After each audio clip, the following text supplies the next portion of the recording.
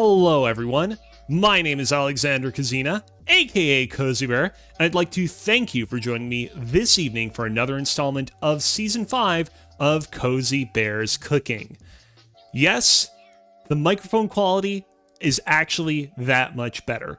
Let me bring in my little zoom in camera over here. As you know, over the course of Kozibear's Cooking, seasons 3, 4, and 5, I mean, technically you go back even further, seasons 1 and 2 as well, I was using some sort of portable microphone. I eventually switched to using a lav mic, and I'd always struggled to figure out the best way to have my lav mic connected to my person so as to get the best possible quality audio quality from it. And I recently figured out, oh, wait a minute, I can buy this little headset. It's practically invisible, you can't really see it, that allows me to hang my lav mic from the side of my lips, just like this. And that right there boosted my audio quality tenfold. And this is a preview of what you can expect going forward from the future of Kozibear's Cooking into Season 6 and beyond. I briefly thought about maybe not installing my headset, keeping that for Season 6, but I figured, you know what? Let's get the goods to my audience as soon as I possibly can get them to my audience. Let's not hold off on that. But we will be discussing more about Season 6 later on in the podcast. Rest assured, I have plenty of plans in store for the upcoming season, and you will definitely be learning more about it very soon. But for now, let's get back to business. This is a limited run 6-episode show that you can watch live on both twitch.tv/KozibearLive and youtube.com/@KozibearLive every Wednesday at 5 p.m. Eastern Standard Time between July 3rd and August 7th, which is today. It's the end of Season 5, the season finale. And, of course, if you miss watching any of these streams live, don't you worry. You'll be able to watch full-length VODs of past episodes on both platforms, as well as clips and highlight reels of the show's best moments exclusively on YouTube. I have a great show in store for you today, so let's get this ball right and rolling. But before we do that, though, I do want to say very quickly, thank you to Scrappy's for the subscription on YouTube. Very much appreciate that. You are in for a fun little episode today, let me tell you that. Because tonight, we are going to be making Tim Hortons cereal donuts. We're going to be making donuts from Tim Hortons cereal. You've already seen them over here on the left side of my desk. I have two different types of Tim Hortons cereal. Of course, Tim Hortons, a Canadian institution. They're basically our Dunkin' Donuts, so much so that they pretty much killed off Dunkin' Donuts in the entirety of the Montreal, Quebec area. And of course, Tim Hortons has a bunch of different cereal products. They actually have, I know that they also have like an apple fritter donut cereal that I'm able to find here and there, but it's a little bit rare. They had a like cafe mocha cereal at some point, but these two cereals specifically are based on two of their more popular donuts. This right here is Timbits birthday cake flavored cereal. So it's based on, some people call them munchkins, some people call them donut holes. Here in Canada, we call them Timbits. And so this is birthday cake flavored cereal. And then the other one is Tim Hortons chocolate glaze Timbits flavored cereal. I have had both of these cereals before. They're very appropriately tasty, and I was thinking, you know, it'd be fun to do something involving these for a future stream.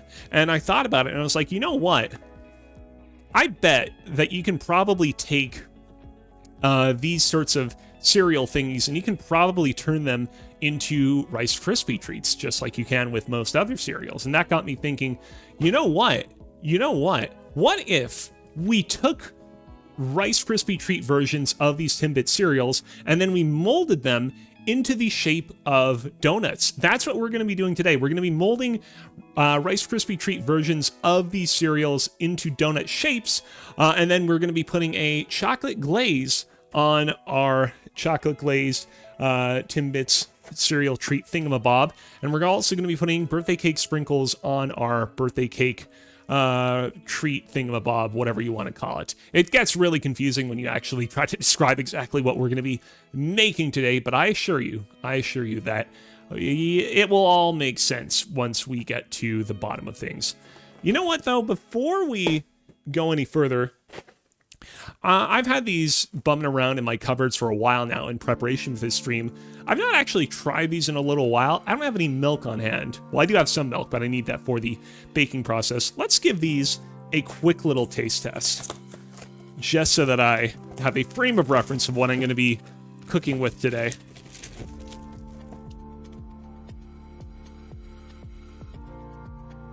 As you can see, this is what they look like. Smells good. Definitely smells like a chocolate donut. Kind of. Oh. This is something I'll need to get used to. I forgot that I have my lav mic located on the side of my face. I'll have to make sure for the future that I don't accidentally bump into it, because now it will cause all sorts of audio disruptions and whatnots if I do that. I'm going to try a little bit of the Timbits birthday cake cereal. By the way, the chocolate one was good. I don't know if I would call it my favorite cereal of all time, but it's good. Nice and chocolatey. Let me just adjust the headset a little bit. There we go.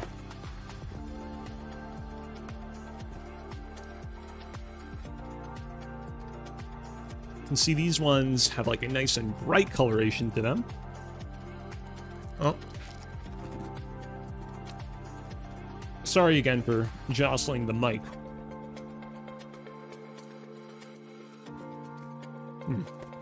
Right. This stream is definitely... We definitely have growing pains right now of figuring out how to properly use and deal with our headset microphone. I'm sure that after this stream, we'll come away with a lot of ideas of how to use it to the best of its ability. All right. Those tasted pretty good, by the way. They actually... Once again, pretty effective at actually emulating the flavor of birthday cake donuts. Let me have a little bit of water before we head into our first step.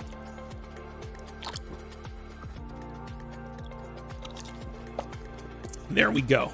All right. Let's go ahead to step number 1. We are going to start out by spraying a muffin tray with non-stick cooking spray, and then placing 2 sheets of parchment paper on 2 separate baking trays. So, the idea here is twofold.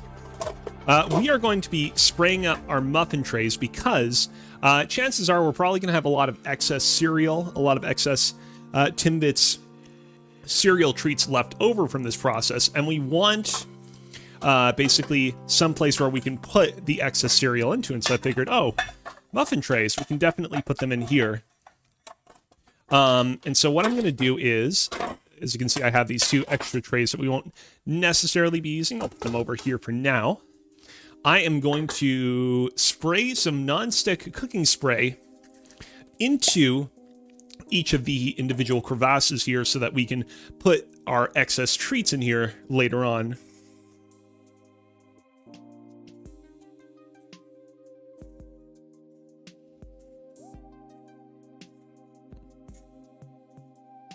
And there we go. We're going to put this over here to the side. Next up, we're going to grab our 2 baking trays, and we are going to put parchment paper on top of these because these baking trays are where we will be putting the donuts that we're going to be molding from our Timbits.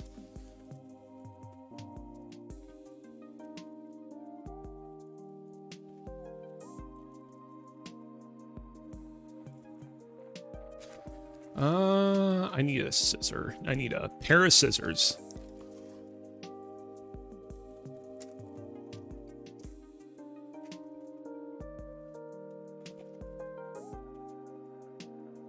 All right. There we go. That is taken care of. That's number 1. I'll put it over here by the muffin trays. In fact, maybe I'll put the muffin tray thing on top of that for now. And let's go ahead and let's get some more in here.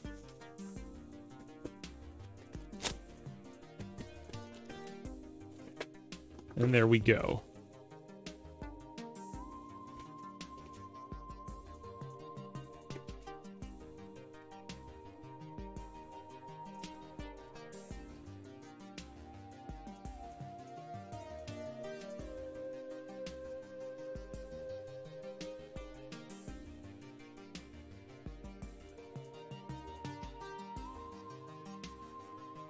And there we go.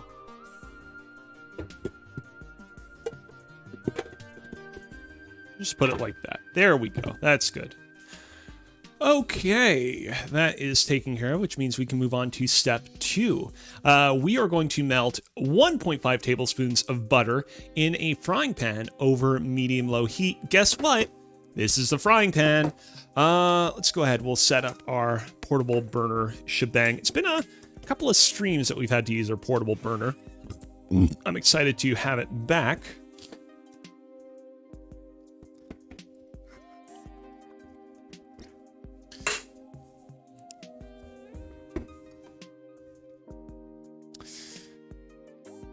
Just grab this thing real quick.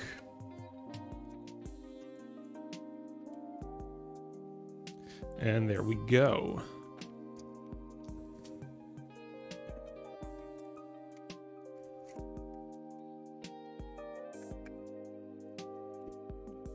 Set up our portable hood range as well so we can cleanse any fumes as they emerge from the portable burner. Let's see here. Yeah, we'll just set that to off and off for the time being. And then we'll put this thing in here like such. You know, I just realized I think the coloration in my top-down camera might be a little bit off. I think I might have accidentally forgotten to adjust that a little bit. Let me just deal with that very quickly. It looks a little bit overly green, and we want it to be a little bit warmer. Give me a little quick second. There we go. That's a little bit warmer. We're also going to adjust the focus so it's a little bit more in focus as well. And there we go. I think that's good. Okay.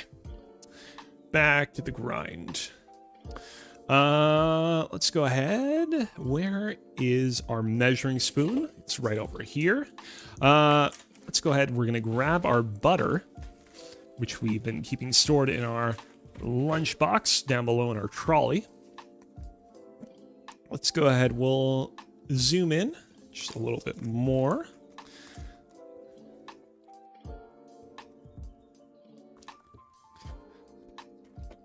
I'm going to go ahead. I'm going to turn the thing on, and I'm trying to think.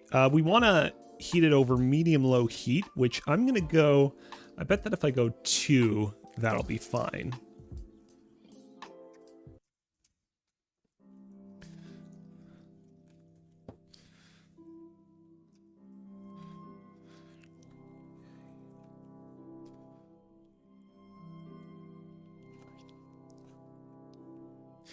And there we go. It's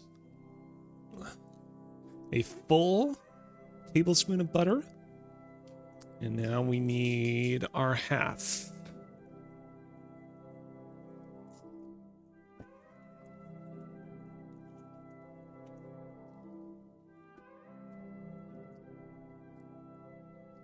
And there we go. Our half tablespoon of butter.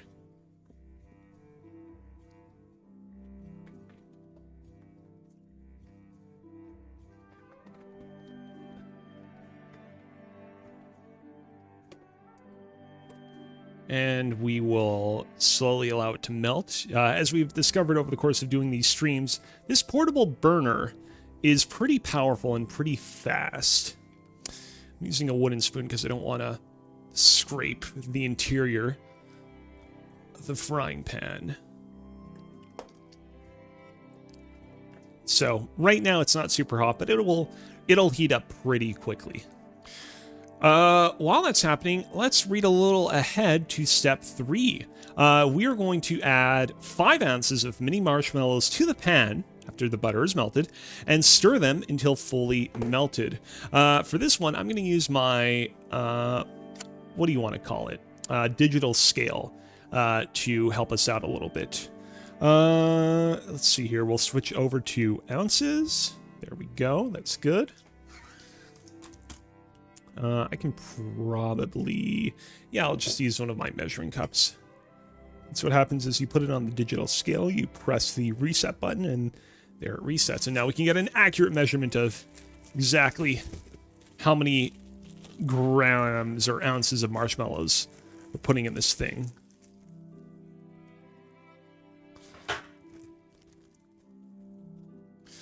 All right.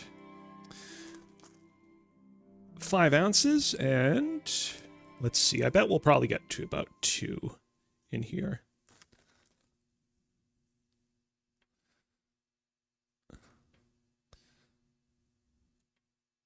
There we go. That's 2 ounces. You know what?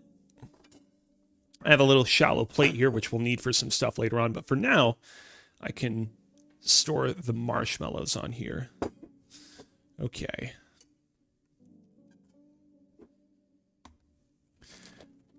Let's get another 2 ounces on here. Also, swirl around our butter as it melts.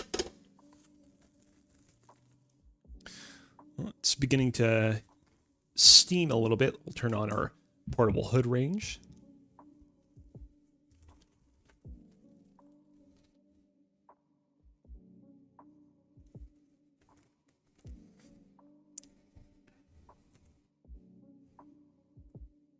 There we go. That's about 2 more ounces. So now we just need 1 more ounce.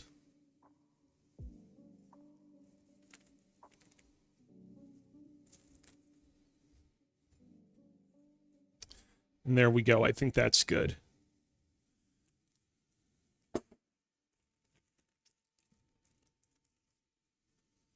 You know what? Actually, let me put this bag over here for now. There we go. That's good.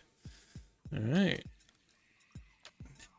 Butter is almost fully melted. We just need to let it melt a little bit more and we'll be good.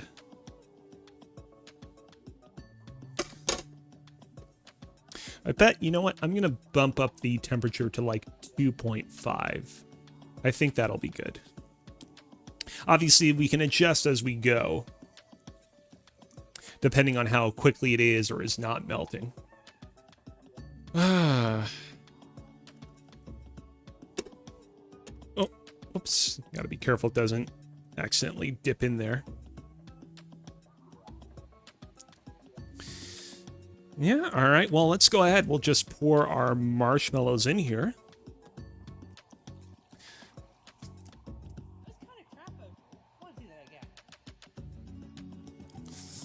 Once again, mix it up with our wooden spoon so we don't scratch the interior of this thing.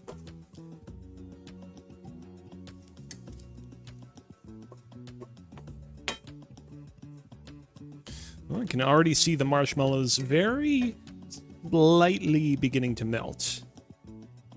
I should mention this particular recipe that I'm using for these Timbits donut treats that I'm going to be making, as it were, comes courtesy of Edible Full of Joy. That is its actual name. I didn't mispronounce that. It's a recipe for Cocoa Puffs cereal bars. I was like, I could just use a recipe for like any old Rice Krispie treat recipe that you can find on the internet, but I figured that it would be better if I used a recipe that specifically was made with like bigger cereal matter in mind. And so when I found this recipe for Cocoa Puff cereal bars, I was like, perfect, because Cocoa Puffs are around the same size as the balls of the Timbit cereal. All right.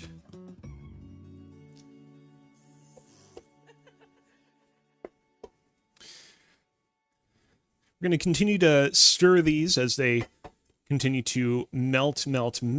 Actually, let me bring in, I have a little plate that I can put this thing on so it doesn't dirty up anything else. While this is happening, we can go ahead and read ahead to step 4. We're going to remove our mini marshmallows from heat and stir in 3 cups of Timbits chocolate glazed cereal onto it. Obviously, our marshmallows are not yet fully melted, but while they do melt, we can preemptively measure out. Ooh. Again, I gotta be careful about the lav mic. It's a very expensive lav mic, by the way. Can't just treat it nilly-willy. We can measure out our 3 cups of cereal and just have that ready.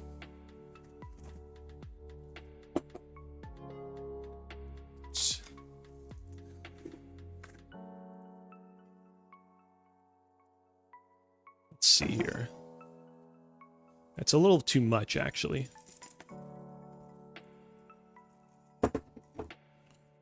That's a little too little.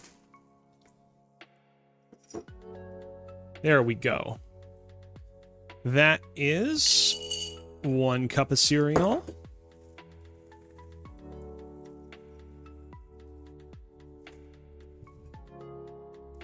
That is 2 cups of cereal. Let's stir this a little bit more. Make sure nothing is burning.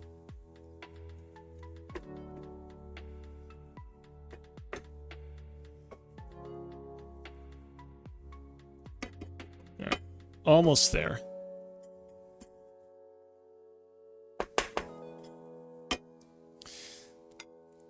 And it's a little too much. That is 3 cups of cereal. And there we go. Perfect. I'm going to go ahead. I'll turn off the portable hood range. I'll just put it here off to the side. And let's see. I'm trying to figure out how we want to do this, because we still want our portable burner accessible for the next little parts. Excuse me. You know what we're going to do is we're going to move this over here. And then we are going to grab, here we go, one of our hot plates. We probably won't need any more Tim Hortons cereal, so we can go ahead and we can actually schlep this into our trolley down below, make some space for us. And there we go. So we'll put our marshmallow mixture, a lot of the marshmallow mixture ended up getting stuck to the plate here.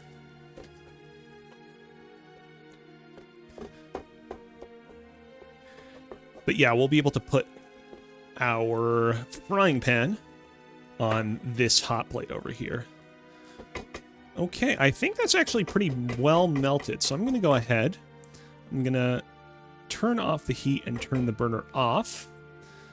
I'll put this over here, and yeah, returning to step 4, we're going to remove our melted mini mushrooms from heat, and marshmallows from heat, not mushrooms, although you do heat both of them in a frying pan generally, and stir 3 cups of Timbits chocolate glaze cereal into it. So here we go.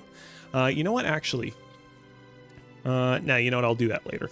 All right, we're going to go ahead and we're going to pour these bad boys in. There we go. And mix it up.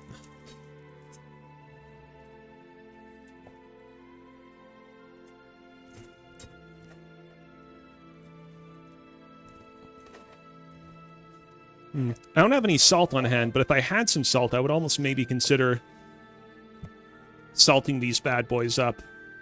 Look at how stringy it looks. It's like Polly-O's string cheese.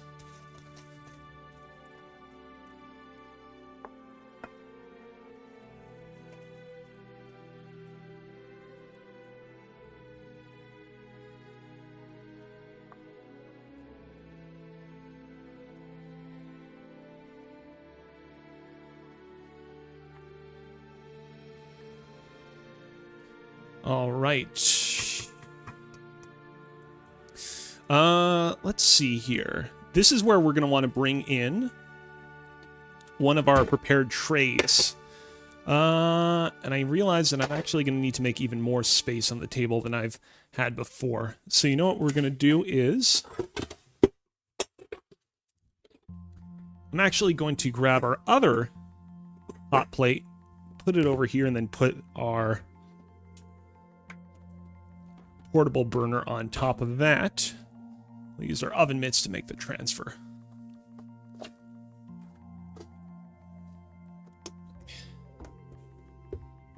There we go. So to read ahead, just so people understand what we're about to do, step 5, we're going to shape a good amount of our chocolate Timbit cereal into 2 donut-shaped treats on one of the parchment paper-lined baking trays, and then stuff any remaining excess cereal mixture into the prepared muffin tray. So let's go ahead, bring this in. All right. Now, how hot is this stuff? It's kind of hot, but is it so hot that I can't really handle it? It's very sticky is the problem.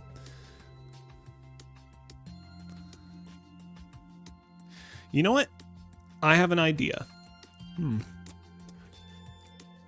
I'm eating these because I can't get rid of them with my fingers.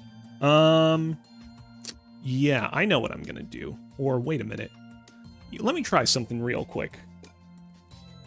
I'm wondering if I put cooking spray on my hands. I was gonna potentially go upstairs, get some flour to help myself work these things, but I bet that if I put cooking spray on my hands, I can deal with them. Or maybe not. We'll see.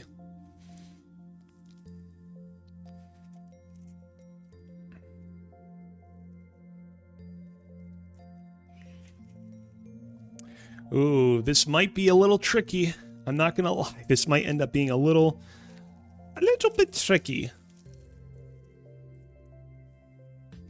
Yeah, these guys are sticking real badly to my hands right now.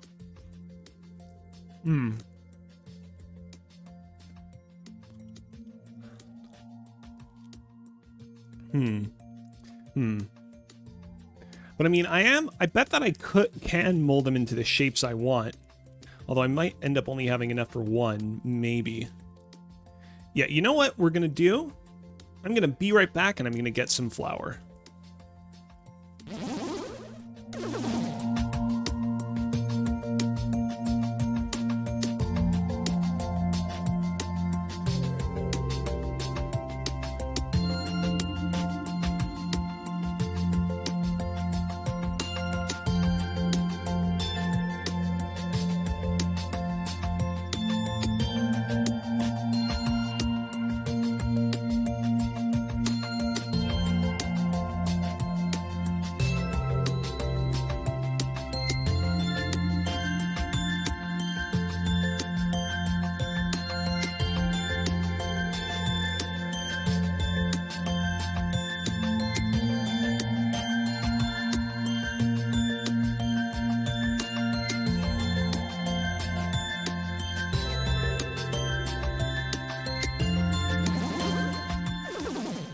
I am back with a little bit of flour. This is... I mean, we'll see if this works. I feel like things might not work out perfectly. I mean, all my streams are called, Can I Make X Product? They're not, oh, I absolutely will 100% be able to make this product, so... I have full immunity if things don't actually work out. Alright. Okay. Yeah, okay. This is definitely the right call. But I need to add some more of this stuff to my donut.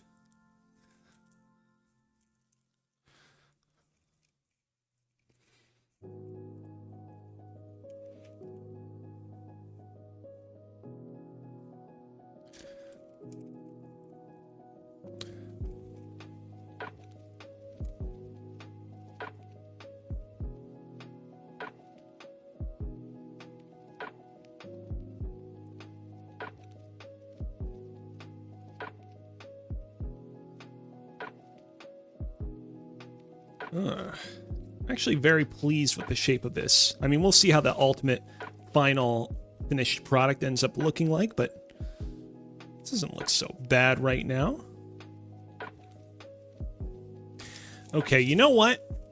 I'm making an executive call. I think this will be my one chocolate donut. Let me just I'm gonna grab a little bit more flour so I can flour my hands up. I might add maybe a few pieces here and there, just to give it a little bit more volume. But I don't think I'm going to make 2. I think I'm just going to make the 1. And then the rest I'll stuff into the muffin tin as previously planned. That's all gone. The only thing tonight that we have is us. So for right now,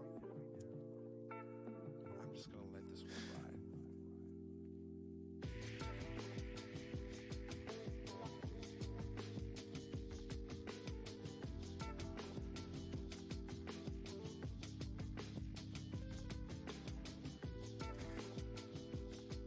Let's see.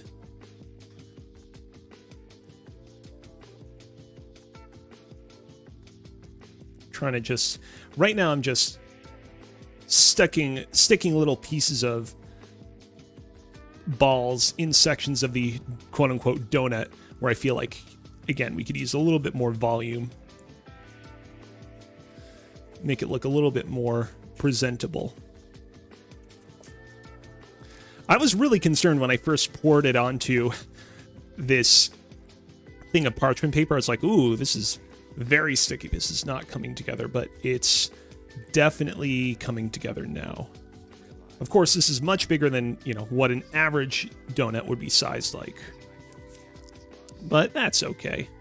We're allowed to delve into the realm of fantasy. Oh no! Fuck.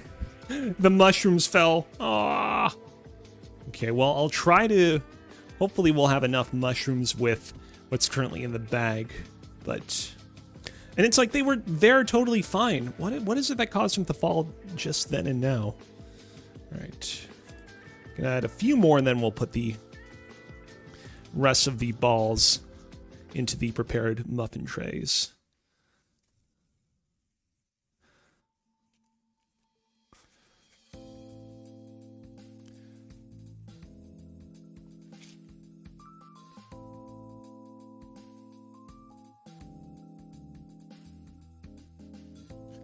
All right.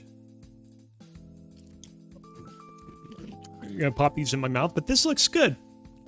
This looks good. I'm kind of running out of space. This is like one of the most complicated things I've ever done.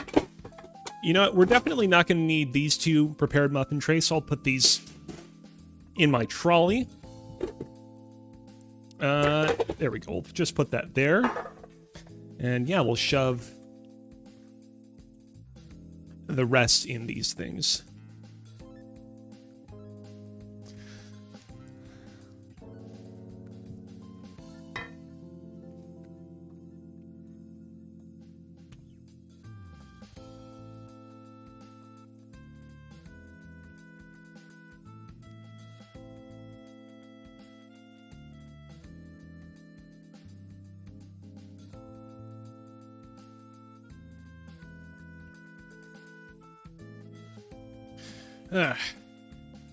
This is a sticky ass food.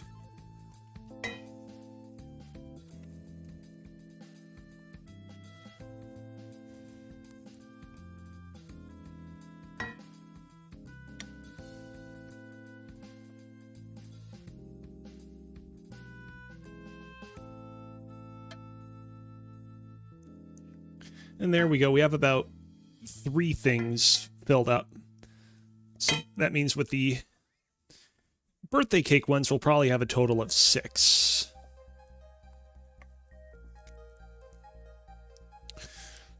And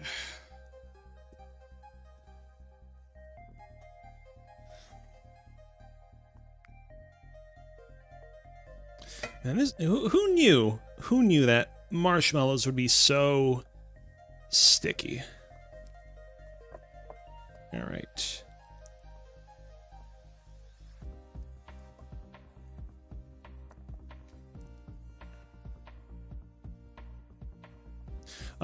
And one thing that the recipe recommended that we could do is we can actually take our little spatula over here and we can actually spray down the bottom of it like that with our cooking spray. Now we can use that to push down our treats like such, so that they look a little bit better, a little bit more presentable. There we go. All right. Not bad, not bad. There we go. I was really concerned for a hot second there. I was like, ooh, is this gonna... excuse me, hold on.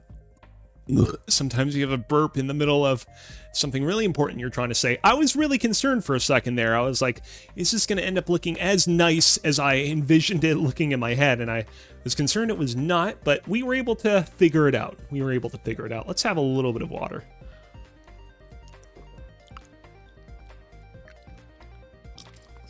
And there we go. All right. I put my phone into sleep mode. Why is that? Let's move on to... Oh, that's interesting. In my steps, I accidentally put step 5 as step 4, and then every step after that is offset a little bit. Let me just correct that real quick. There we go. Step 5 becomes step 6. 6 becomes 7. 7 becomes 8. 8 becomes 9. And 9 becomes 10, and 10 becomes 11. Yes, there is a total of 11 steps on today's stream. All right. Moving back down. So, we just completed step 5. Step 6, we are going to repeat steps 1 through 5, but this time with our Timbits birthday cake cereal. So the same set of steps, same set of measurements, but with birthday cake cereal instead of chocolate cereal. Hopefully, we'll still have enough marshmallows left over after half of them fell on the floor. If not, we can probably wash some of them. Okay. First things first, I think we need to clean our... frying pan a little bit. So let's bring in our sync camera and do just that. Oh man, it's such a sorry sight looking at all the marshmallows on the floor. What poor guys. What poor guys. Okay. I'm just gonna try to rely... I don't want to use any soap.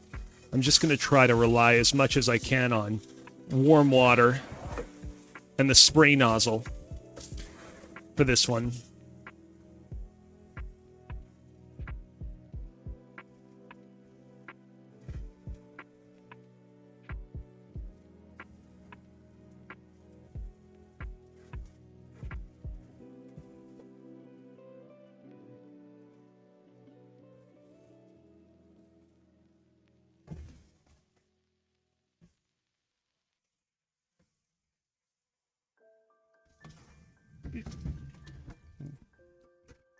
There we go, and I'll just lather my hands just a little bit as well.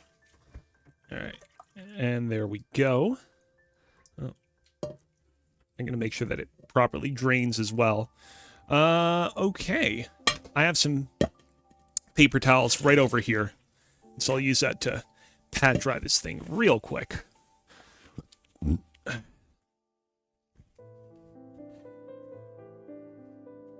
We mainly need to worry about the underside of it, but obviously we don't want there to be too much water inside the pan itself either. And there we go. I think that's good. Those poor marshmallows. Okay. Bring the sync camera out. So we'll scroll back down. First thing we need to do is, once again, we need to melt 1.5 tablespoons of butter in our frying pan. Let me just... I spilled a lot of flour during the previous steps, so let me just focus on cleaning this stuff up a little. And there we go.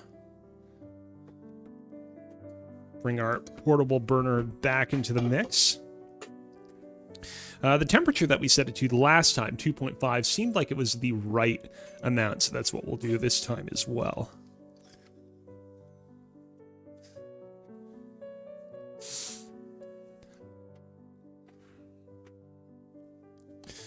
We'll set it to on, and yeah, we'll set it to 2.5. There we go. That's good.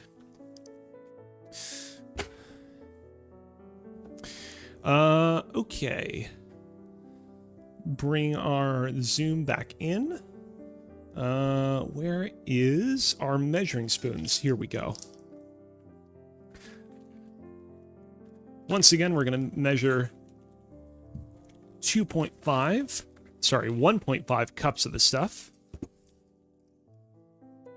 1.5 tablespoons of the stuff. A lot has happened in the past few minutes. I'm a little frazzled right now.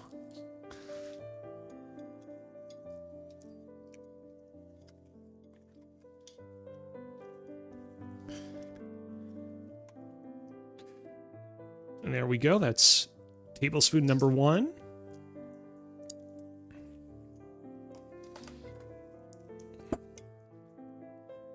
And that's tablespoon number 0.5.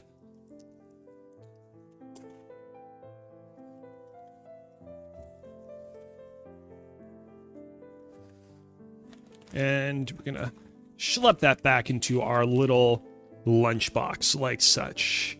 Oh, a little bit of butter gone on the trolley. We'll have to clean that up later. It's not a big deal, though. And there we go. Look at the butter melt, melt, melt. Let's see here. Gonna bring my portable hood range. I'm gonna turn it on. Next up, we need to add our marshmallows to this bad boy, so let's measure them out.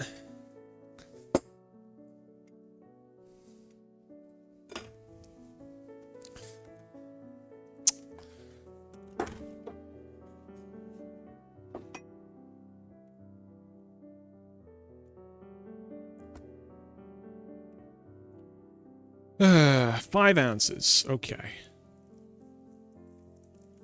Oh, no. There we go.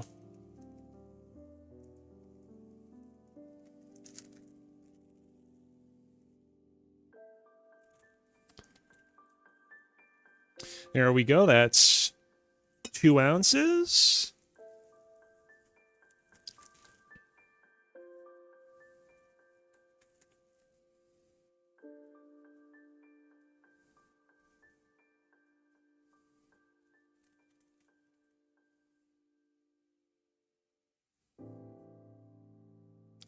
That's about 2 more ounces.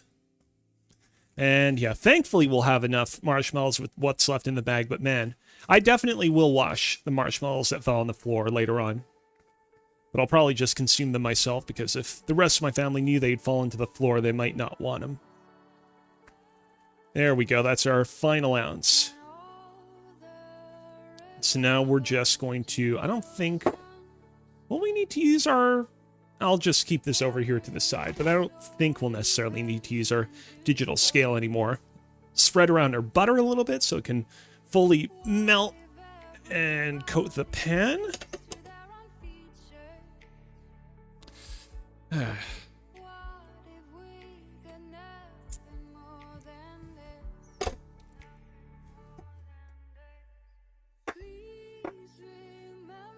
Little thing of butter will get in there. Come on. Come on. There we go. I think we're good in terms of parchment paper, so I'm actually going to go ahead and I'm going to schlep this into our trolley as well. Just make a little bit of space on our table, which doesn't have a lot of space on it.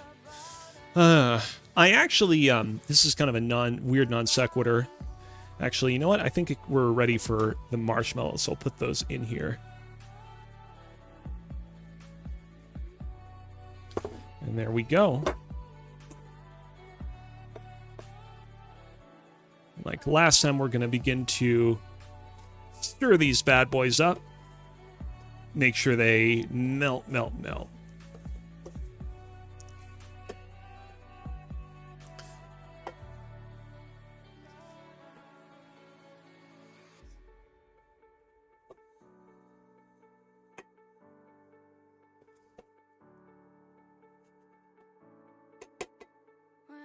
Problem is that a bunch of the mini marshmallows are now sticking to the spoon.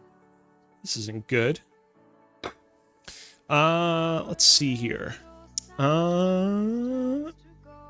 What is it that I wanted to show? Oh, yeah, right. I had a little recipe image that I was going to bring in on the upper left-hand side earlier of a bunch of Rice Krispie treats to show a example of what it is that I'm partially going to be making today, just for people who might not be familiar with the concept of Rice Krispie treats. But as I was walking through the introduction, I was like, I feel like most people will know what it is that I'm talking about. So I never particularly felt inclined to show it in the upper left-hand corner, but anyways, I'm gonna go ahead. I'll move it out there. All right.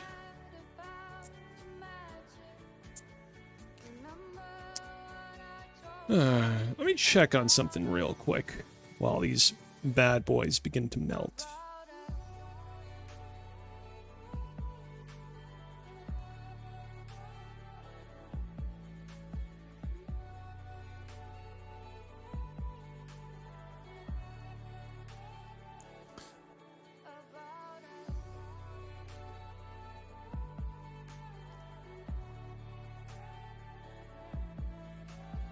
Should probably stir these up a little bit, actually.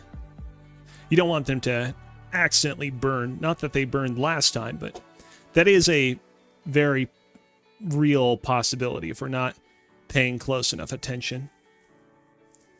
I mean, I think it is. I've never actually seen marshmallows burn inside a frying pan like this. But they definitely can, right?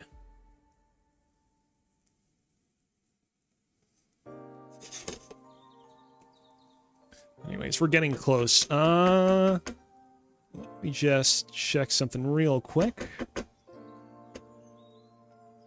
There we go. All right.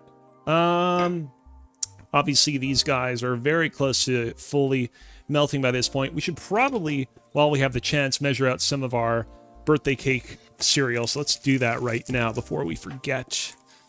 All right.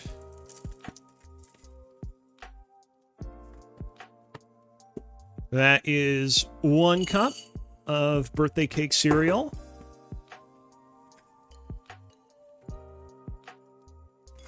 Well, that is a very slightly heaping 2nd cup of cereal. And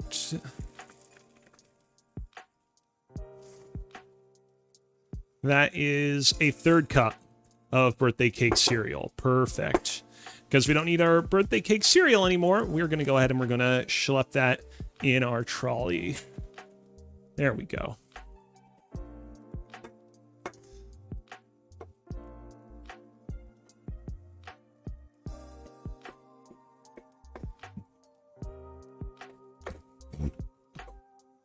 Yeah, almost melted. We'll give them like another less than a minute, and then we'll be good to go. I'm going to turn off our portable hood range. There's a little bit of marshmallow, but I want it back in the pan. There we go. Gonna move this over here. This marshmallow bag, I'll go ahead and I'll close it up for the time being.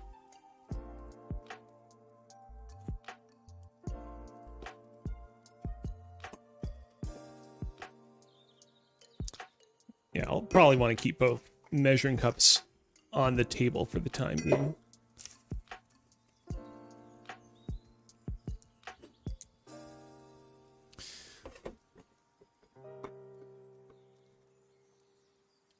All right. One more stir, and yeah, all this stuff is pretty melted up. So I'm going to go ahead. I'm going to turn off our portable burner.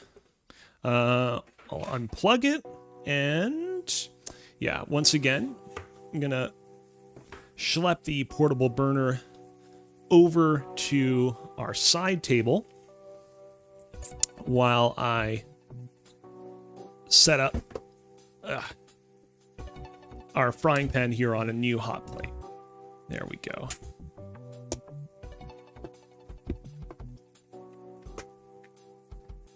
Alrighty. Let's go ahead. Let's pour our cereal into our marshmallow mix. Let's mix it up.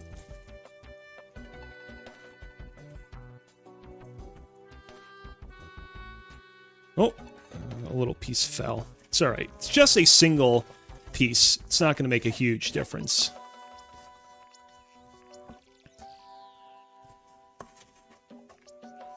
I just love how spiderwebby it looks. It's the Spiderwick Chronicles. I know the Spiderwick Chronicles don't actually have much to do with spiders. I read those books back in the day, shortly after the movie came out, which I never actually saw, but I got inspired to read those books because I saw there was a lot of hype surrounding them, and I thought the books were... the books. I thought the books were pretty short and not as great as I was hoping them to be. Also, they totally win at the end by complete fluke chance. This is a disappointing ending.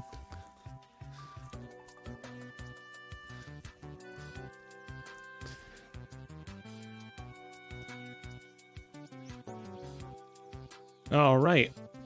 So I think, here's the thing. I think one of the mistakes that we made last time is we didn't wait long enough for our cereal things to cool ever so slightly before molding them into the shape that we desired. So I'm actually going to just wait a hot second. I'm not going to wait too long because then they're going to harden too much and become completely unpliable.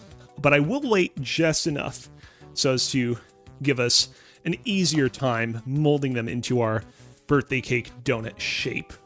Let's go ahead. I can probably zoom out a little bit for now. I noticed I actually have spoilers. I actually use a bunch of pre-prepared speeches for the beginning and ends of my streams. And I briefly scrolled up and couldn't see them, so I'm going to scroll back down. There we go. There we go. And yeah. Man, I know I already said it earlier. I was really concerned when I was molding my chocolate donuts that I was going to have a lot of difficulty molding them into the shape I wanted. I was really concerned that things were about to go really awry. But in the end, we were able to get what we wanted.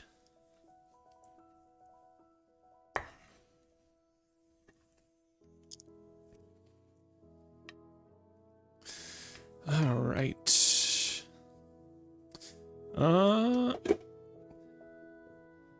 Let's go ahead and we'll bring in our other prepared baking tray.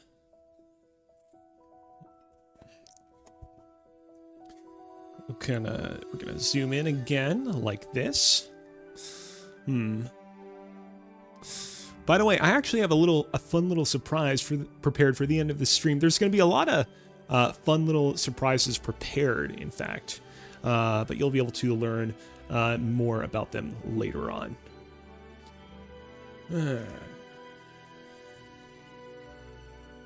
I still have a lot of the ingredients left on the desk because, by the way, I say desk and table interchangeably. I need to settle on one. And I feel like I'm leaning towards just calling it the desk, but it is technically a table. Anyways, I was saying I have a lot of ingredients still left on the desk/table because I need to use them for the glazes. Ironically, the glazes have way more ingredients in them than the actual treats themselves. Okay, I think we're good. I'm going to go ahead. I'm going to grab a good amount of flour. Flour my hands up. Let some flour fall on the treats. And I'm going to grab these bad boys. I'm going to schlep a good amount of them over here to our parchment paper, and we're going to shape these into our donut.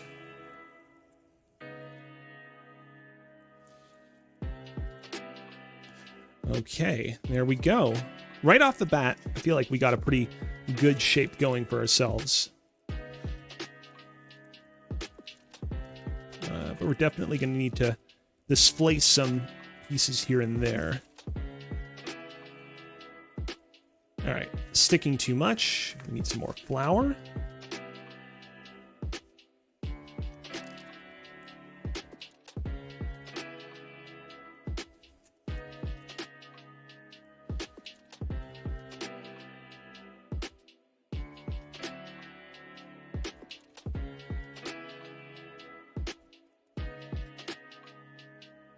Let me just slowly moving in the direction of the shape that we want.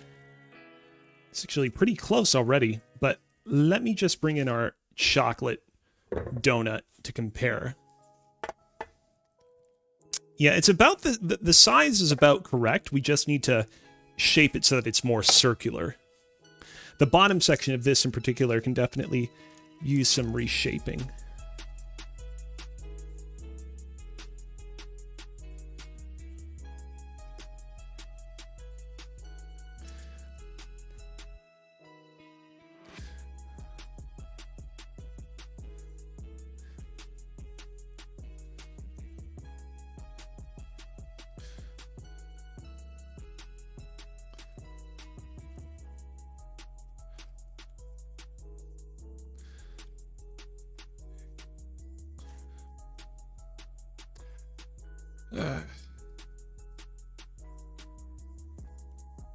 All right, gonna grab some more flour so as to reduce the amount of sticking.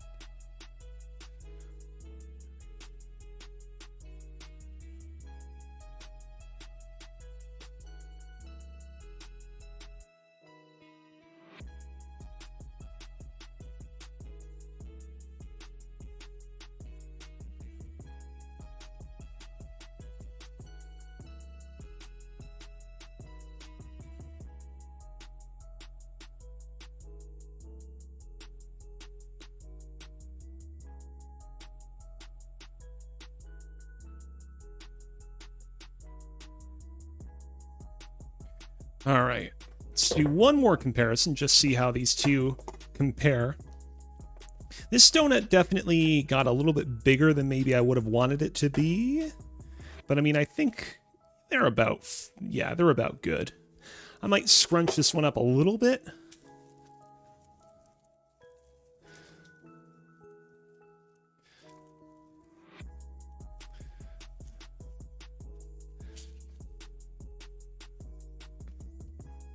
There we go. But I think that's pretty good overall. Okay, we're going to go ahead. We're going to move this bad boy out of the way.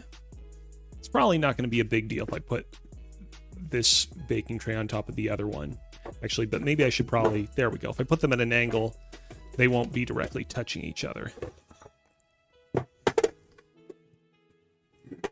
Oops. There we go. I'm going to bring the muffin trays back in and we will fill these bad boys out.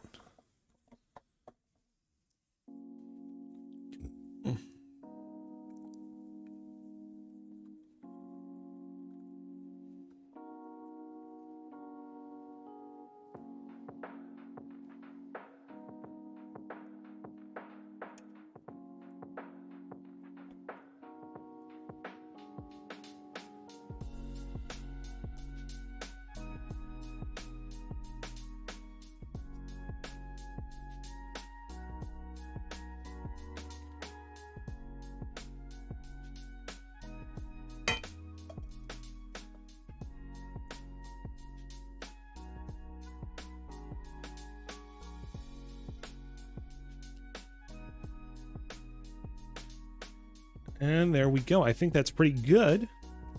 We're not going to need either of these anymore. And this is... I'm going to put the little thingy in there in the trolley at least. We also probably won't need our flour anymore. So I'll go ahead and I'll put our flour in the trolley as well. Let's see. Where is... Here we go. we're just going to go ahead and we're going to spray this bad boy with a little bit more cooking spray, and we're going to push these bad boys down.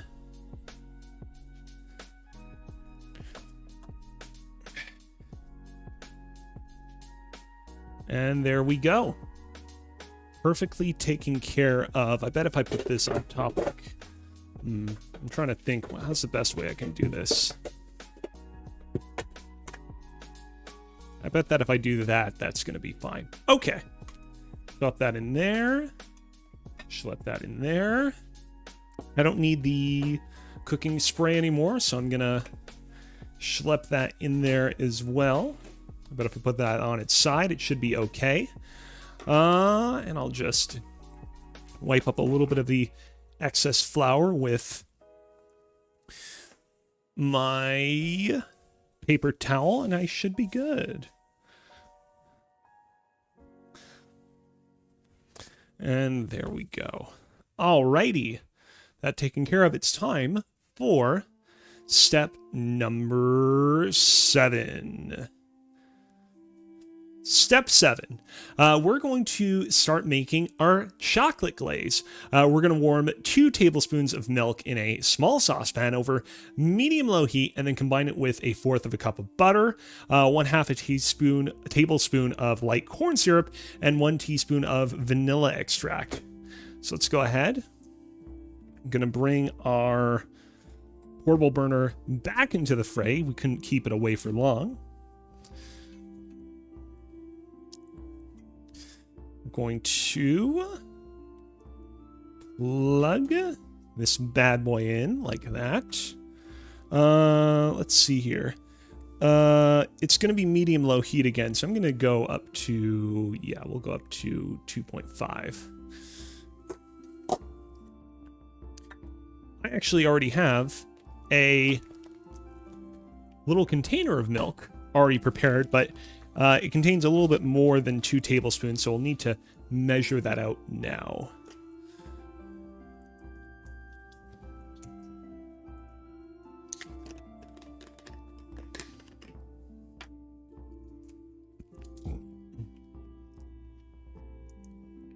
That's 1 tablespoon of milk. And that's 2 tablespoons of milk. Good job. Rest of the milk I'll probably finish off myself later on. Alrighty. Next up, after our milk has sufficiently warmed, which is probably not going to take long at all, we're going to put in 1/4 cup of butter. I went ahead and actually measured out our 1/4 cup of butter ahead of time. I learned our lesson from one of our previous streams. So we've got this all pretty much prepared and ready to go.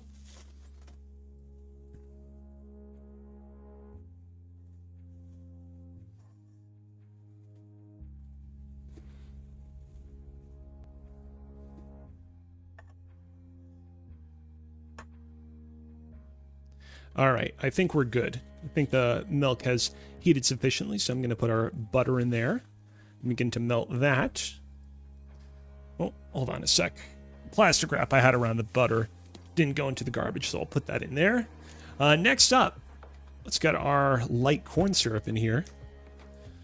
Oh, we should probably get our portable hood range a little bit closer.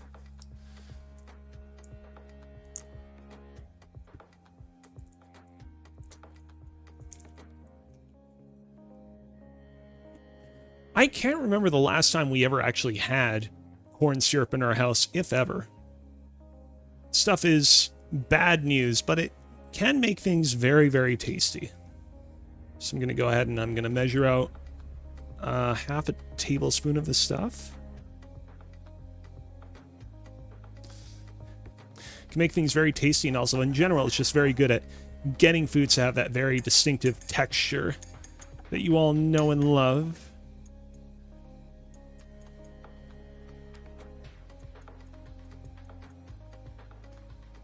We don't need any more corn syrup, so I'll put that in there. And last but not least, we need our teaspoon of vanilla extract.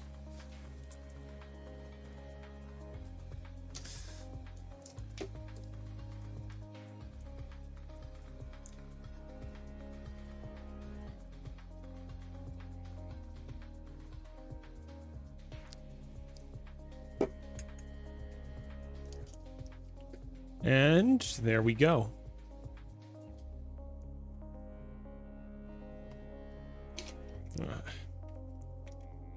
Damn it, I can't put the cap back on. There we go. All right.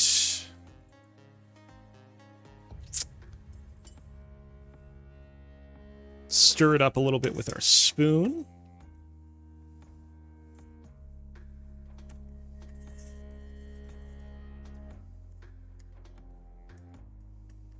Last little bit that needs to melt at this point is basically just the butter.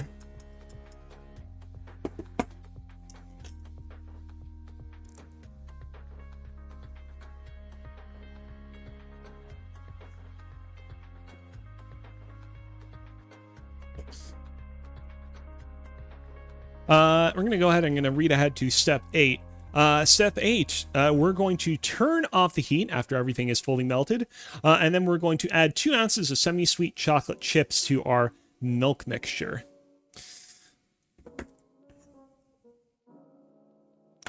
Okay, everything's melted. So for this particular step, I'm actually going to do something slightly different. Rather than leave our thing in our little pot over a portable burner, I'm actually going to pour it into this how do you say, shallow bowl. I'm going to pour it into this shallow bowl, and then we're going to mix our chocolate chips in there. 2 ounces of semi-sweet chocolate chips. This is why I left the digital scale on the table. Let's see here. Reset. Yeah, let me just... I'm going to fully unplug our portable burner. I don't think we're going to need to use it anymore, actually. And I'm going to get this thing on a hot plate like this. And there we go. Let's see.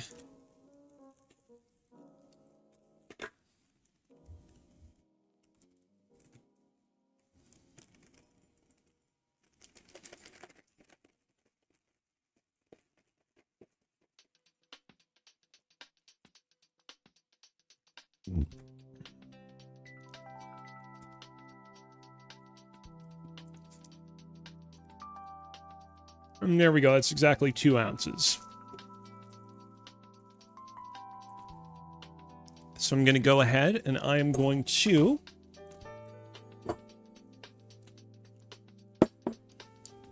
pour this mixture into this shallow bowl.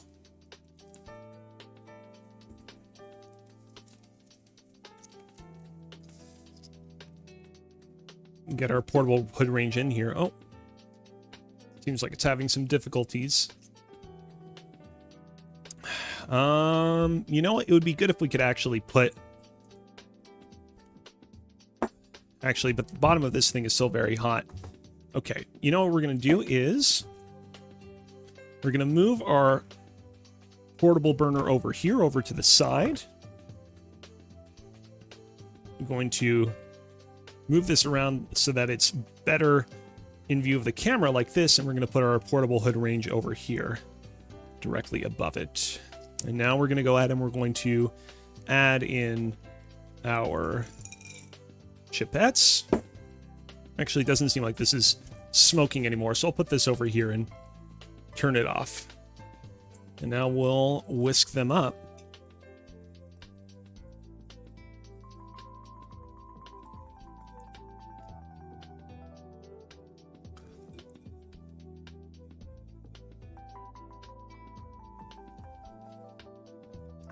I wonder if I might actually need to microwave these a little bit. Most of the chipettes seem like they're melting well, but some still seem a little bit... lumpy, but let me just... I'll continue whisking a little bit longer, and then we'll see if we need to do anything else, anything more invasive.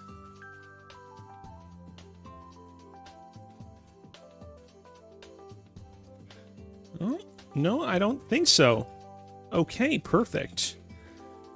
And so, with that taken care of, we're ready to move on to step number 9.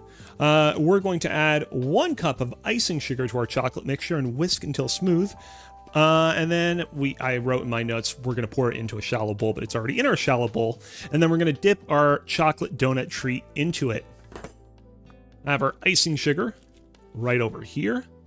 Actually, you know what I'm going to do is I'm going to actually use this clamp to close up our semi-sweet chocolate chips and schlep that into our trolley.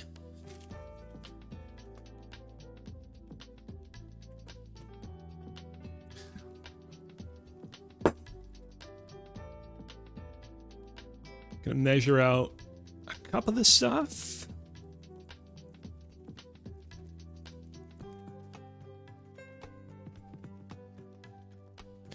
Let's see, this is probably gonna be slightly less than what we want.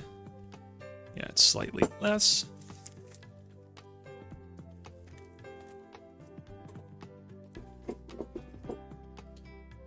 And there we go.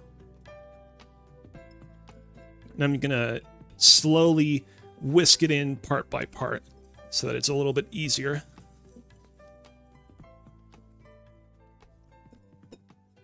Yeah, I'm not gonna lie, it's beginning to smell really nice.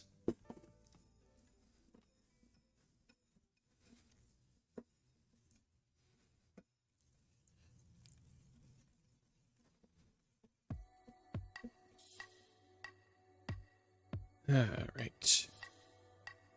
We still got so much of this stuff to go.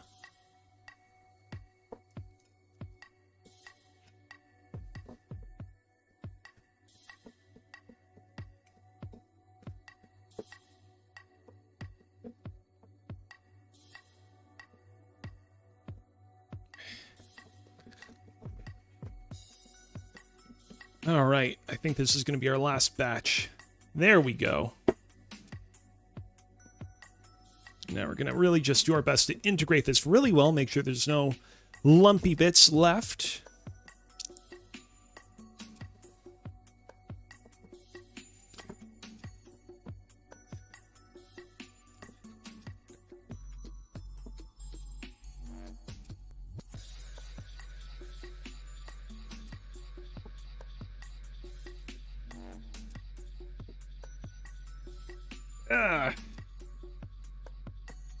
And there we go.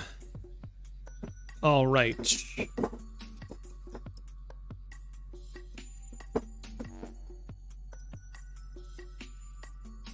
What next? I'm gonna go ahead, I'm gonna move our excess treats over to that corner. I'm gonna shift these things around. I'm going to bring our donut in just a second. You know what I'm going to do is I'm going to put the pot on top of our portable burner. And then we're going to move our portable burner back to our side desk. And there we go. All right. I almost wonder if we almost made a little bit too much of the glaze, because we're definitely not going to be able to use all of this. Maybe we'll have to freeze some of it. Anyways, okay. Let's see here. Oh, it seems like I can't quite. It's not quite stable enough for me to fully grasp it with my hands. So you know what I'm gonna do?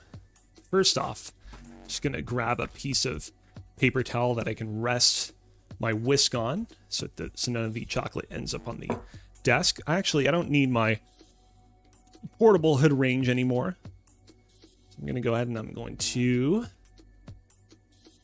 move it out of the way. And there we go.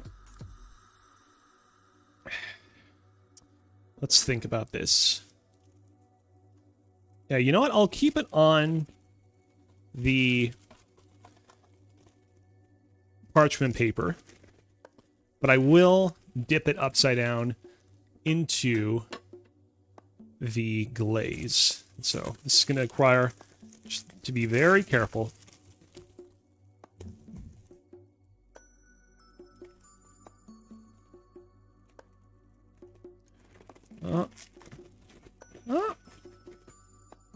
It's not bad, but I feel like I could get a little bit more glaze on there. Luckily, I have a couple of spoons on hand, so let's use some of those spoons.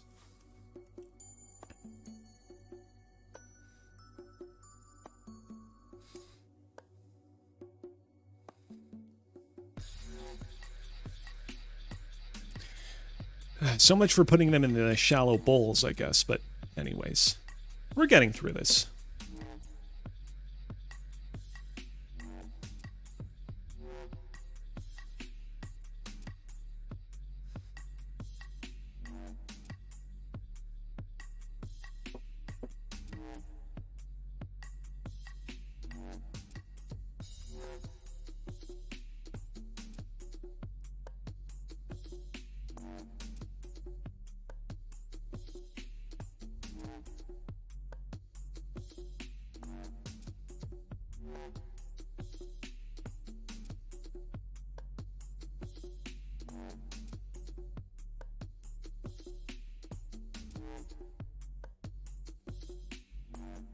Just trying to think, like, what sides of the donut still need a little bit more of that glaze.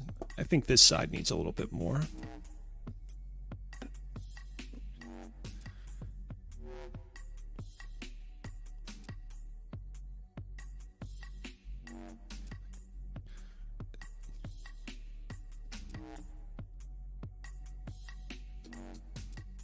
Can probably use a little bit on the other end, actually.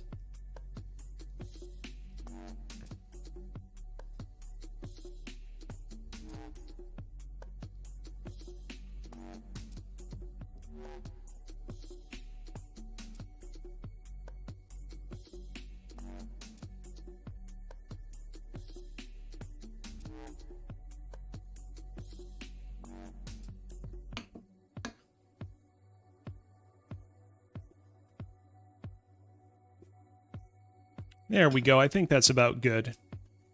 Okay. I'm going to put this thing over here to rest. I've not actually tried any of the glaze myself. I'm not going to reuse a spoon, so let's have a little bit right now. Now, that is unhealthy for me, but I'd be lying if I said it wasn't good.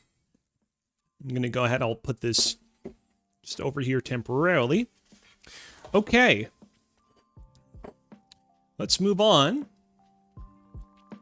to step 10. We're going to make our vanilla glaze by stirring together 1 1/4 of a cup of icing sugar, 2 teaspoons of milk, and 1/2 teaspoon of vanilla in a shallow bowl until smooth. Very simple. Here we go. Going to measure out our icing sugar first.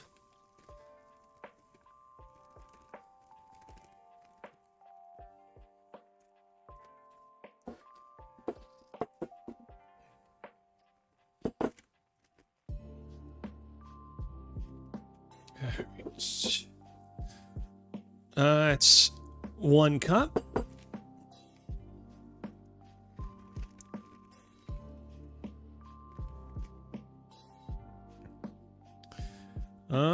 Nope, not quite.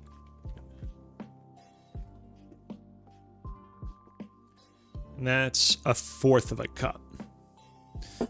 Let's see. We'll add our milk next. I have some extra milk in case we need to add a little bit of extra in there. I am curious though, is it just 2 teaspoons of milk? That feels like a very small amount. Let me just go to the original recipe I got this from. No, not that recipe. Here we go. The glazes I got from rockrecipes.com, by the way, in case you want to look them up yourself. No, I do not want to subscribe. It takes so long to scroll to the bottom. For the vanilla glaze, yeah, just 2 teaspoons of milk. It's a little surprising, but I can always add more as I go.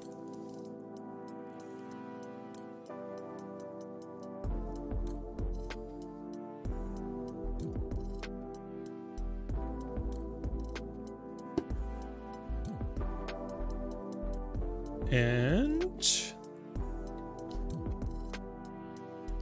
scroll to the bottom. Yeah, 1/2 teaspoon of vanilla. It's a little bit of a heaping 1/2 teaspoon. We'll be okay. And we have our final spoon left. Perfect.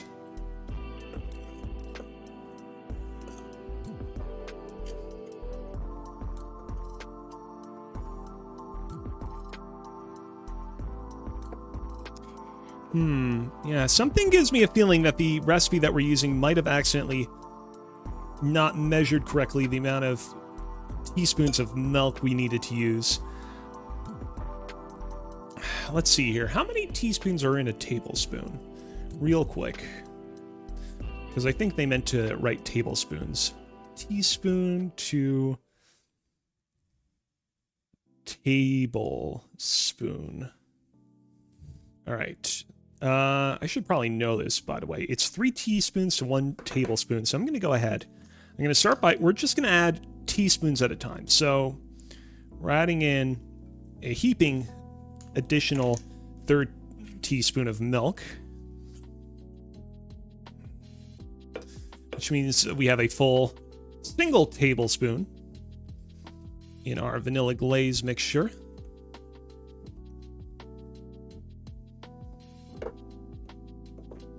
Is it enough? No, not quite. Okay, that's fine. We're going to go ahead and we're going to add another heaping teaspoon, which means 1 1/3 tablespoons are in this bad boy now.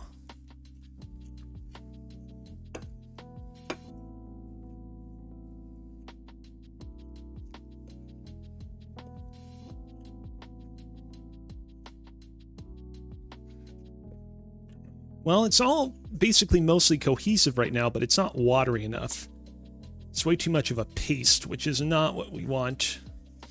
We don't want something pasty, we want something glazy. Let's go ahead, let's add another teaspoon. We're definitely getting somewhere, though.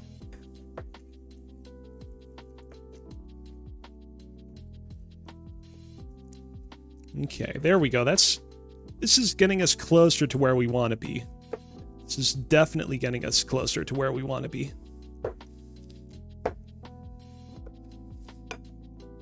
But it's still very tough.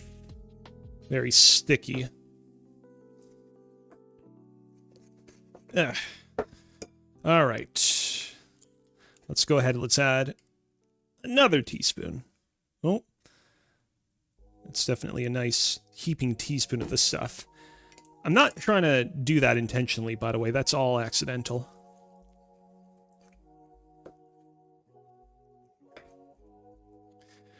Okay, I think this might have done the trick, though.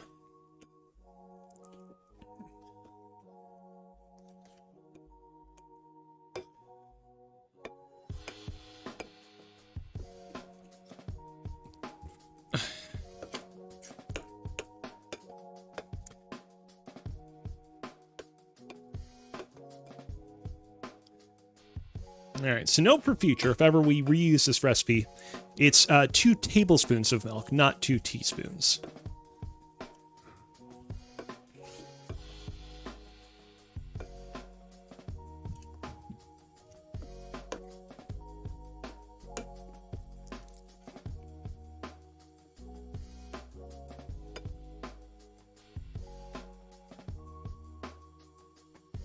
All right. You know what? Learning from what we learned last time, I think it would just make most sense if I were to just pour the glaze directly on this thing instead of trying to dip this in there. So I'm going to just go ahead and I'm going to do that.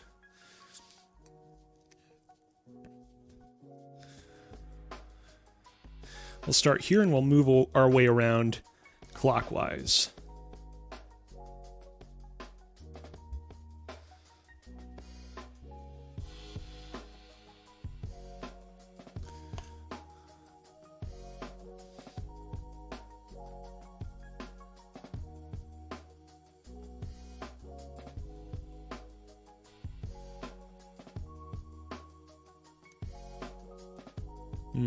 Glaze is a little on the watery side this time around. Maybe I should have been more accurate in terms of the amount of milk I was adding to it at a time.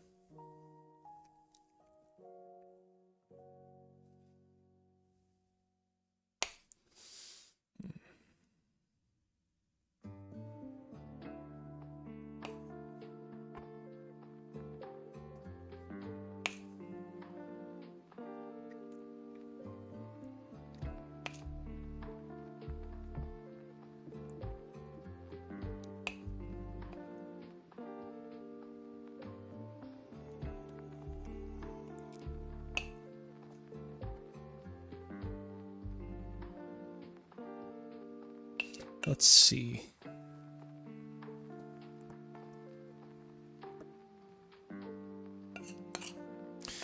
And I think that's good. I'm just gonna have a little taste of this myself. That stuff is definitely not as flavorful as the chocolate, but I mean, it did what we wanted it to do. Okay. Ugh. Where are we? Right. With that taken care of, we are ready for the final step, step 11. We're going to dip our birthday cake donut treats into our vanilla glaze, and then sprinkle birthday cake sprinkles on them. Again, we didn't dip it into the glaze. We put the glaze over it, but that's taken care of, which means that we can move on to the sprinkle step. I wonder if maybe I used a little bit too much glaze, actually. Anyways. It's not the end of the world. And here we go. Sprinkle time.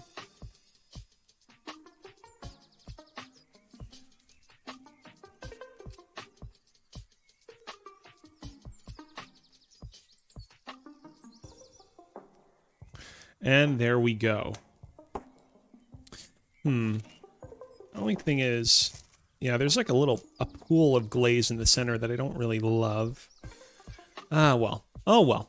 Okay. I think that's that, which means that it's time for us to taste test our creations. I'm going to go ahead. I'm going to start with the chocolate one. Now, I said at the front that I would have a fun little surprise prepared. And my fun little surprise prepared is that I actually have the real OG Tim Hortons donuts that we based our creations on. This right here is an actual double chocolate donut. In fact, you know what? This would be a fun picture opportunity, taking pictures of our fake donuts alongside the real McCoys. So I'm going to do that right now.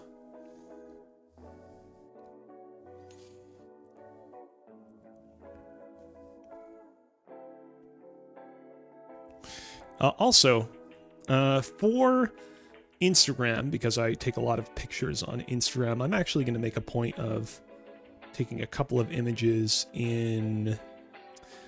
I want to see, how do you switch so that you can only take images in, like, square mode?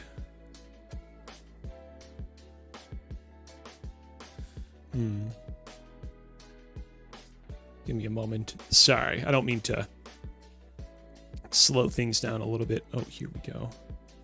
There we go.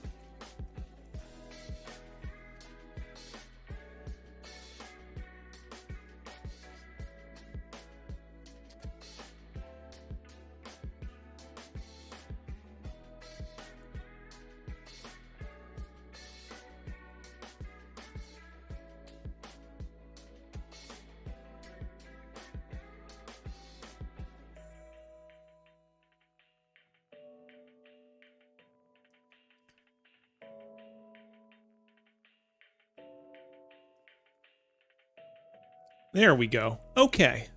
So what we're going to do is we're going to take a quick taste test of the real double chocolate Tim Hortons donut just to see how this tastes for reference.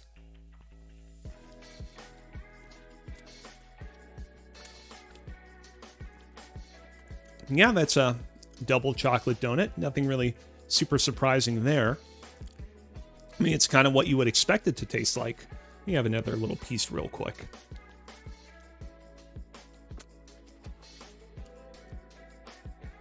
And yeah, you know what? I bet, oh, the glaze is still a little bit, it's not exactly set.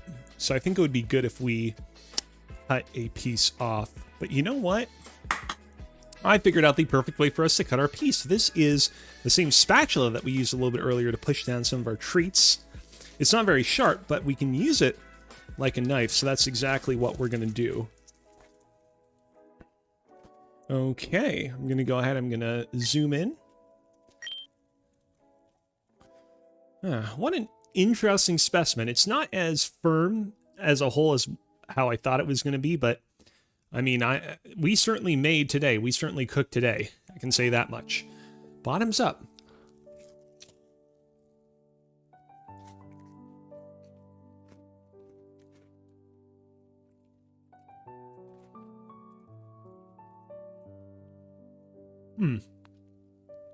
It's really tasty.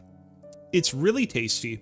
But make no mistake, this doesn't taste like a donut. It tastes like a chocolatey Rice Krispie treat that happens to have a donut glaze on top. Still very successful in its own regard, but I mean, nobody would confuse this with a donut. You wouldn't be able to be like, oh man, look, it's a donut. No, no, no, it's not a donut.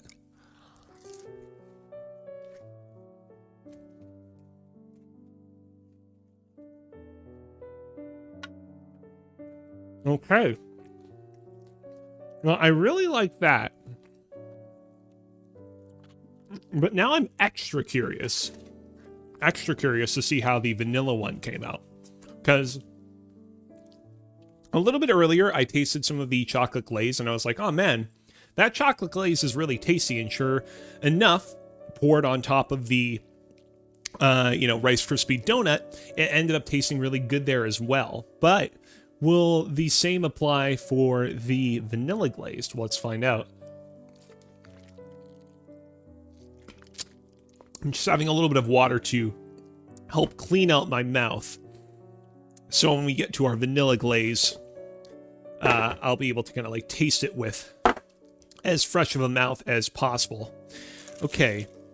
So yeah, there's a lot of glaze that has fallen below our donut here, but that shouldn't really impact our ability to taste test this one.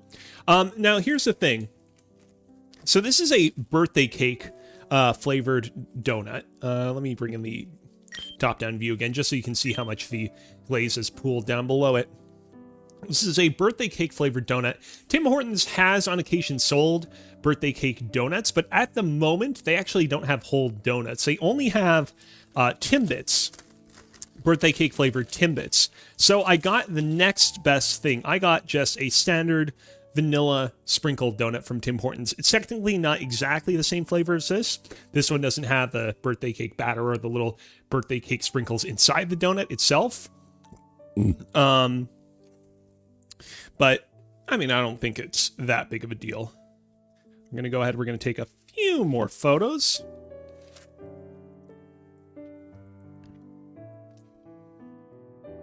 I will say, this will definitely, even though it doesn't necessarily look the most appetizing, it will make for some good Instagram photos, good social media photos, because of the way in which the kind of like glaze spread out.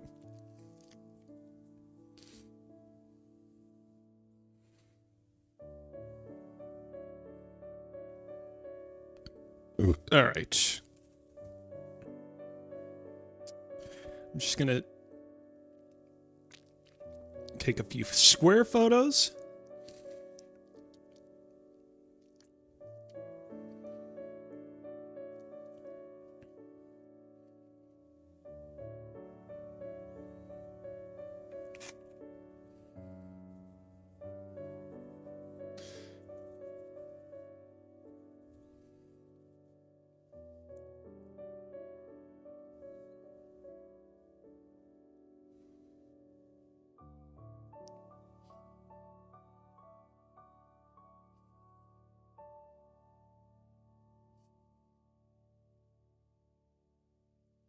And there we go. Okay. Let's go ahead. We'll bring our zoomed in camera here. We're going to go ahead and we're going to try our vanilla donut.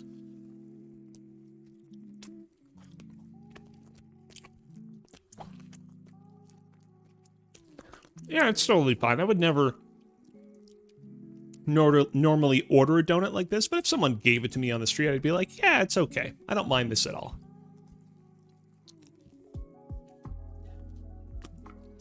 But I'm glad that we tried it so we have a reference when we eat this thing. Okay, we're going to go ahead. Same technique as last time. We're going to cut a piece of this with our spatula.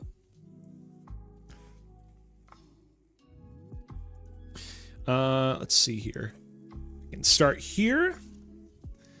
And there we go. That's a good piece.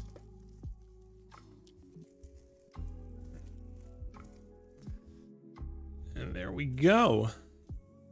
Woof. And I'm going to bring in our zoom in once again. I realized part of the reason why I touch my lav mic a lot is because my dominant hand is my right hand, and that's the same side as my lav mic. And so I keep knocking into it. I really need to start using my left hand when I hold food.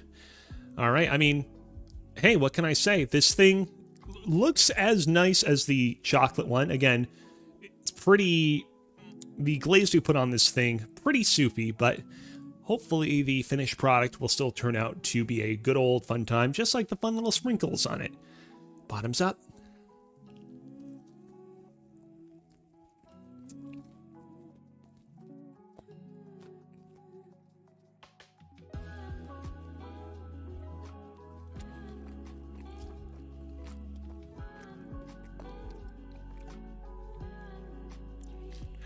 I can't believe I'm saying this. But I think I might almost prefer this one to the chocolate glazed one. I thought that the glaze on this one was going to ruin its flavor because the glaze tasted on its own very sugary, not very flavorful. But for whatever reason, just enough of it passed through the like little Timbit cereal bits and pooled on the floor beneath it, and basically coated it just enough to the point where it added just a little bit of extra flavor, but not that much, that I think I actually slightly prefer this one more. Sprinkles are obviously like a nice little addition. I don't know, there's something about this where I really do think that the birthday cakiness of the Timbits, or at least the Timbit flavor that they infused into these cereal bits, really comes through in a way that they didn't. The chocolatiness of the chocolate Timbit cereal doesn't necessarily to the same degree. I'm going to go ahead, I'm going to have the rest of this piece, see how I feel after that.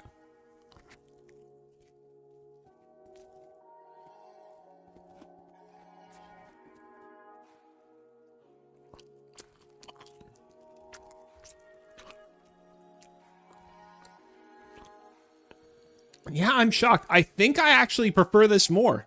So much so, I don't know that I would keep the glaze, but I definitely feel like I would want to make what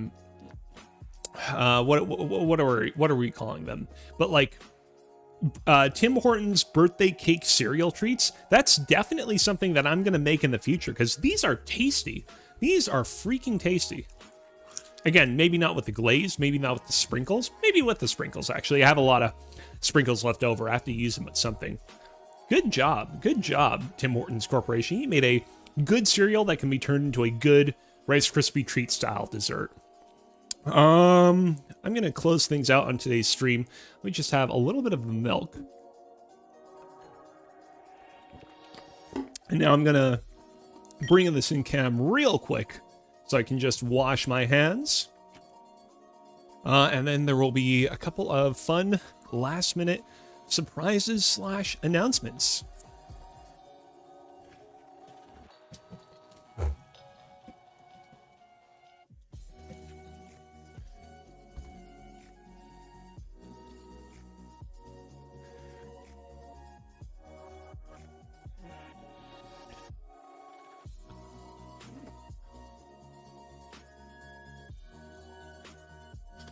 Alrighty. Let's go ahead and let's bring the sync camera out of there. Oh, Did I turn off the light in that room? I'm not normally supposed to turn off the light in that room. That's a mistake on my part. Okay. It's the end of Season 5 of Kozibear's Cooking. This season of Kozibear's Cooking was a lot of fun to do. We made a lot of fun technological breakthroughs in this season, even though on the whole we didn't really necessarily advance our craft a tremendous amount, even though we reused a lot of similar assets that we previously used in the prior season of Kozibear's Cooking. We still managed to make a lot of breakthroughs, discover a lot of cool stuff. This is the first season of Kozibear's Cooking, the first season of anything ever in my streaming efforts where I multi-streamed to both Twitch and YouTube, which was a big learning process for me. And I learned a lot from it, and I'm very pleased with the way things have turned out. And you know that in the future, I'm going to only continue to improve the ways in which I multi-stream to both platforms. I'm definitely going to try to beef up what I can do on the YouTube side of things, for example. But of course, all things must come to an end. But just because something is coming to an end doesn't mean it can't continue in the future, which is why I am proud to announce that Season 6 of Kozibear's Cooking will be debuting Wednesday, September 25th. That's a little bit over a month and 2 weeks from now. As you know, Kozibear's Cooking, a show that I've been doing for a little while now, and typically the amount of wait time between seasons has been a little bit all over the place. Seasons 1, 2, and 3, the wait times between those seasons was very short. The wait time between Season 3 and Season 4 was very long because I was burnt out on streaming and I wanted to take a big, long, extended break. The wait time between Season 4 and 5 was much shorter, but it was still several months. From here on out, I want wait times between seasons to not be that much longer than a month. So just wait a little over 30, 40 days. I don't know the exact count between now and then. It's not that long, and I will be back with 6 more episodes of Kozibear streaming goodness. So that means that you can expect new episodes of Kozibear's Cooking Season 6 on September 25th, October 2nd, October 9th, October 16th, October 23rd, and October 30th. And you know that we have some fun Halloween-y ideas in store for the 30th episode. And then after that, will there be more Kozibear's Cooking goodness in the rest of the year 2024? Who's to say? Who's to say? And with that, I'd like to thank everyone for tuning in to tonight's stream. Remember that this is Season 5 of Kozibear's Cooking, the finale, and that new episodes of it streamed over the course of the past 6 weeks every Wednesday at 5 p.m. Eastern Standard Time on both twitch.tv/KozibearLive and youtube.com/@KozibearLive. You can watch past VODs of both this season and all the prior seasons of Kozibear's Cooking on both platforms, as well as highlight reels and clips of this season's best episodes exclusively on YouTube. And if you want to keep up with me outside of my streaming efforts, you can find me on Twitter, Instagram, and TikTok at Alex Kozina. That's AlexKozina. I normally don't try to shill my other social media accounts too much, but do definitely follow me on Twitter if you want more updates and information on the upcoming season, because I'll be posting information about exactly when you can expect the following episodes and what you can expect to see on them there as well in the future. So definitely pay attention to that. And with that taken care of, it's the end of the season. I had a lot of fun with you guys. Take care. Have a good night.